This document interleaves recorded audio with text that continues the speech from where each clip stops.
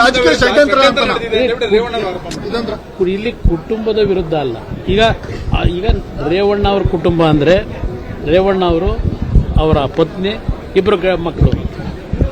ಇಲ್ಲಿ ದೇವೇಗೌಡರ ಕುಟುಂಬ ಅನ್ನೋ ಪ್ರಶ್ನೆ ಬರಲ್ಲ. ಆಲ್ರೆಡಿ ನಾವು ಡಿವೈಡ್ ಆಗಿರೋರು ಬೇರೆ ಬೇರೆ ವಾಸ ಇದ್ದೇವೆ. ನಮ್ಮ ಬೇರೆ ಬೇರೆ ವ್ಯವಹಾರಗಳು ಇದ್ದಾವೆ. ನಮ್ದು ಯಾವುದೇ ವ್ಯವಹಾರಗಳಿಲ್ಲ.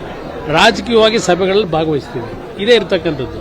ಇಲ್ಲಿ ಪ್ರಶ್ನೆ, ಈಗ ನನ್ನ ಮನೆ ಹತ್ರ ಬೆಳಿಗ್ಗೆ ಯಾವ ಕಾಂಗ್ರೆಸ್ನ ಒಂದು 15 ಜನ ಹೋಗಿ ಪ್ರೊಟೆಸ್ಟ್ ಮಾಡಿದ್ದಾರೆ. ಈಗ ನನ್ನ ಮನೆ ಮುಂದೆ ಹೋಗಿ ನನಗೂ ಅದಕ್ಕೂ ಸಂಬಂಧ ಏನು? ನನಗೂ ಅದಕ್ಕೂ ಸಂಬಂಧ ಏನಿದೆ? ದೇವೇಗೌಡರನ್ನ ಅದೇನೋ ಮುಖ ಹಾಕ್ಬಿಟ್ಟು ಏನೋ ಒಂದು ನೆನ್ನೆ ಹಣಕು ಪ್ರದರ್ಶನ ಮಾಡೋರಲ್ಲ, ದೇವೇಗೌಡರ ಸಂಬಂಧ ಏನಿದಕ್ಕೆ?